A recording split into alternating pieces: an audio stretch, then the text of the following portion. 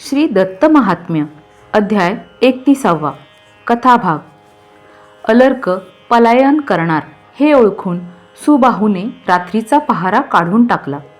राजा रातोरात घोड्यावर बसून वनात जाऊन एका रिकाम्या आश्रमात बसला. सकाळी आन्हिक उरकले आणि आईने दिलेली पेटी त्याने उघडली. त्यात लिहिले होते, संग सोडला असता मनुष्य सर्व प्रकारे सुखी होतो. ते जमत नसेल तर मग निदान संतांची संगत धरावी व फक्त मोक्षाची कामना करावी.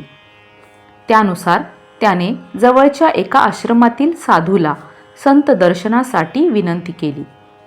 त्या साधूने त्याला सह्याद्री पर्वतावर दत्ताकडे जाण्यासाठी सुचविले.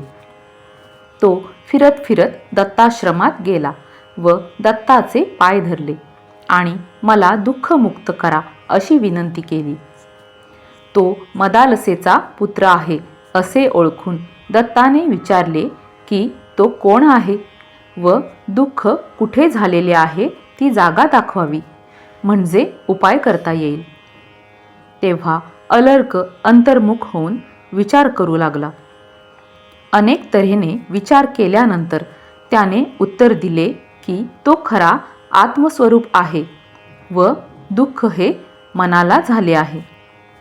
आत्मा हा निर्लिप्त असल्यामुळे त्याला कुठले सुख आणि दुःख तरी कसले. अज्ञानामुळे आपपरभाव निर्माण होतो आणि त्याचा परिणाम म्हणून काम, क्रोध, लोभ अशा वृत्ती उठतात. त्यामुळे जर मन दुःखी होत असेल तरी आत्मरूपी अशा माझा त्याच्याशी कसलाच संबंध नाही. देह भावनेमुळे दुःखी होऊन मी आलो खरा, पण आता दुःखाचे जे मूळ कारण अज्ञान तेच निघून गेल्यामुळे मला उपायाची गरज उरली नाही. त्यावर दत्ताने विचारले की ठीक आहे, तर मग आता तुला निर्वैध असे राजवैभव पाहिजे असेल तर तसे स्पष्ट सांग, म्हणजे तेही मी मिळवून देईन. अलर्काने सांगितले की आता त्याला शत्रू नाही व मित्र नाही, सुख नाही की दुःख नाही. आता मी सर्व काही मद्रूपच पाहतो आहे. मला आता कोणतीही इच्छा नाही. मी सदोदित आनंदीच आहे. राज्य असो अथवा नसो काहीच फरक पडत नाही. दत्त म्हणाला की माझ्या कृपेने तुला क्षणात आत्मज्ञान झाले, कारण तू तपस्वी व योगिनी मातेचे दूध प्याला आहेस. जे जे दिसते व भासते तो सगळा मायेचा खेळ आहे हे जाण आणि माझे व परक्याचे असा भेद करणे सोड, म्हणजे मग तू मुक्तच आहेस. अध्याय 31. श्री गुरु दत्तात्रेयाय नमः. गुरु म्हणे दीपकासी, पराजय होता अलर्कासी.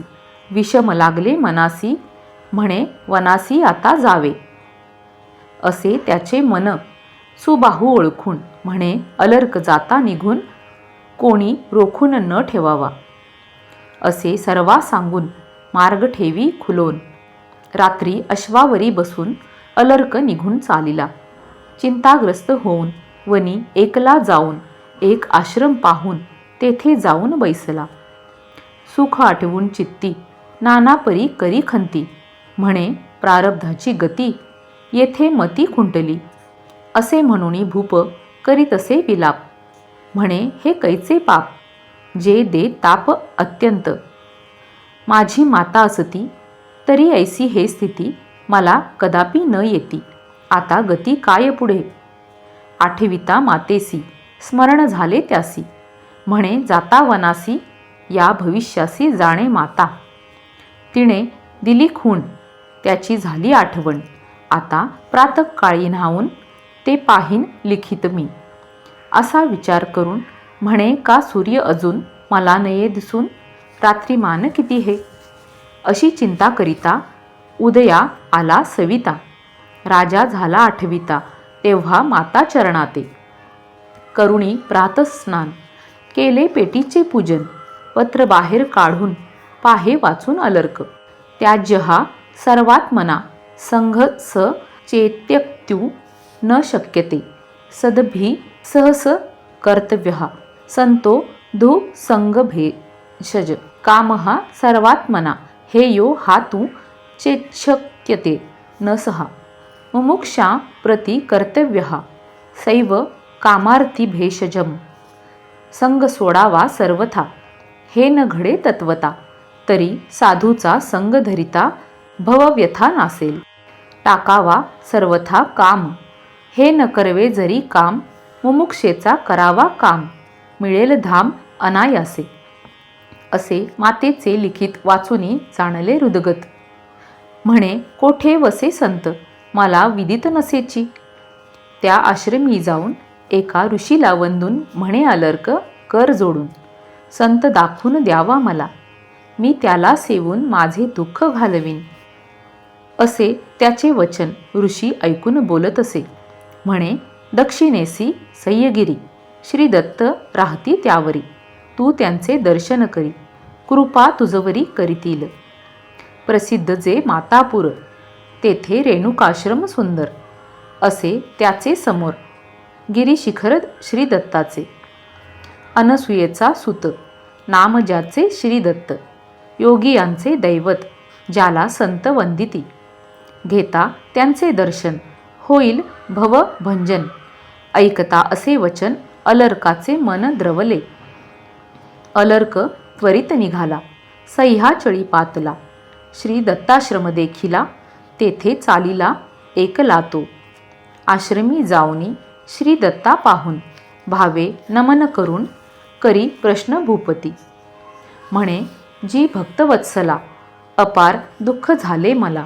अनुग्रह होता आपुला मी कुशला पावे आपुली होता कृपादृष्टी दुःख राहील की पोटी म्हणून काडी हिंपुटी म्हणे शेवटी हेच पाय त्याचे वचन ऐकून मनी म्हणे अत्रिनंदन हे मदालसा गर्भरत्न येथे यज्ञ न लगेची असे मनी चिंतून श्री दत्त बोले हसून म्हणे दे दाखवून दुःखस्थान मज आता दुःखाचे स्थान सांग तयावरी देऊ डाग आधी तू कोण सांग वारू मग दुःख तुझे असे वचन ऐकुनी झाला विवेक तक्षणी पाहे विचार करुणी नृप मनी मी कोण हे म्हणे हा स्थूल देह जड यासी भूतांची सांगड नाना विकारांची धाड पडे यावरी निर्धारी आत्मा सर्वगत पूर्ण हा दिसे परिच्छिन्न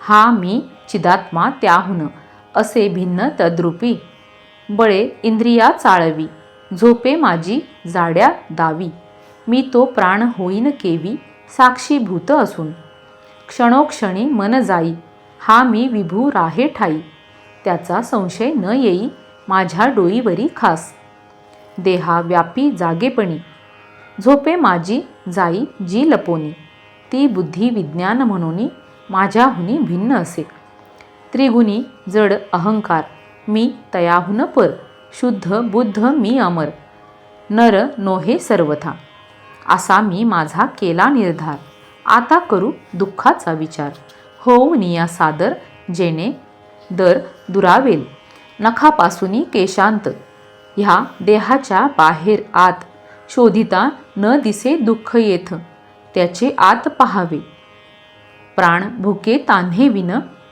असे दुःख कधी नेणे इंद्रिये भृत्यपणे माझ्या सत्तेने वावरती रागद्वेषाचे हे मूळ मन स्वभावे चंचळ सुख दुःखाचा सांभाळ सर्व काळ करी हे मन अन्नमय असे विकाराने भ्रमत असे परकी ते त्याचे कैसे दुःखड असेल मजला असा विचार करून दुःख कारण जाणून अलर्क बोले हसून म्हणे शोधन केले म्या आकाश वायू तेज जळ पृथ्वी ही भूते जड केवळ याहुनी मी विमळ असे निश्चळ सच्चिदात्मा ज्ञानकर्मेंद्रिय प्राण चतुर्विध अंतःकरण हे भौतिक विकार जाण याहुनी भिन्न निर्गुण मी संघातही मी नोहे असा निश्चये पाहे जो संघाभिमान घे मोहे, तो वाहे ह्या दुःखा. गुरुजी, असे म्या चाचपले, माझे रूप ओळखिले. आता हे दुःख मना झाले, हे मी बोले अनुभवे. दुर्बोध हा विचार, ज्याला धुंडिती मुनीश्वर. तुम्ही मला दिधला सत्वर, प्रश्न मात्रे करुणी. मी सदोदित असूनी, न पाहे माझी वृद्धी हानी. जे दुःख भासत असे मनी, त्याचा अभिमानी मी कसा. जे असती भौतिक, ते देहेंद्रियादिक. तेथे जे भासे सुख, वृद्धी क्षयादिक माईक ते. त्याचा संबंध नाही मज. मी नित्य एकरूप अज. मला नाही करणीचे काज, तेजपुंज निर्धूम मी. मी परिणामातीत, सर्वसंग विनिर्मुक्त. शुद्ध बुद्ध अनंत, सुख दुःखाची मात कोण जाणे. पंचभूतांचा समूह हा जड स्थूळ देह, सूक्ष्म भूत समूह, सूक्ष्म देह भौतिक हे. मृद्घट आपणा न जाणे, तो परा काय जाणे. तसे हे शरीरद्वय नेणे, आप भर भेदाते. कफ वात पित्त ह्या धातू स्थूळ देहात, ह्या होता कुपित. हो ज्वरित स्थूळ देह, परी मी ज्वरित, तेही नेणे मात. ज्याला हे कळत, साक्षीभूत तो पर. कामादिक उठता, सूक्ष्मदेहा ज्वर येता. त्याने ज्वरित होय की ज्ञाता, हे आता मी जाणे. सर्व दुःखाचे कारण, म्हणून म्हणती कारण. तेथे वसे अज्ञान, ते सुज्ञा न शिवेची. विचार करिता असा, दुःख दिसे मानसा. मी जशाचा तसा, मग कसा दुःखी होईन. तादात्म्याने दुःख भासले, म्हणून तुम्हा पुसले. आता ते दुःख समजले, नाही झाले मला ते. परक्याच्या दुःखे करून मी कसा दुःखी होईन. तेव्हा मीच केला प्रश्न, त्याचे प्रतिवचन मीच देतो. सुख दुःख स्वप्नोपम, मन हे तयाचे धाम. मी असे आत्माराम, पूर्ण काम भूमरूप. असा रायाचा सिद्धांत ऐकुनी पुसे दत्त. त्वा हे केले निश्चित, तरी सांग यथार्थ. आता तुला पाहिजे विजय, किंवा पाहिजे राज्य, किंवा न व्हावा अपाय, हे अमाय सांग तू. राजा म्हणे भगवंता, आता कायसी चिंता. आता माझ्या चित्ता नावडे सर्वथा राज्यादिक. बंधूने राज्य करिता, ते मी केले तत्वता. त्याची इच्छा नाही आता, गुरुदत्ता शपथ वाहे. जरी देह असती भिन्न, अंतर्यामी आत्मा अभिन्न. तेव्हा भ्रातृ राज्ये करून, राज्यवान मी न होई की. श्रीदत्त म्हणे राजासी, असे जरी मानसी, तरी लोकानुभवासी तू दिससी रंकापरी.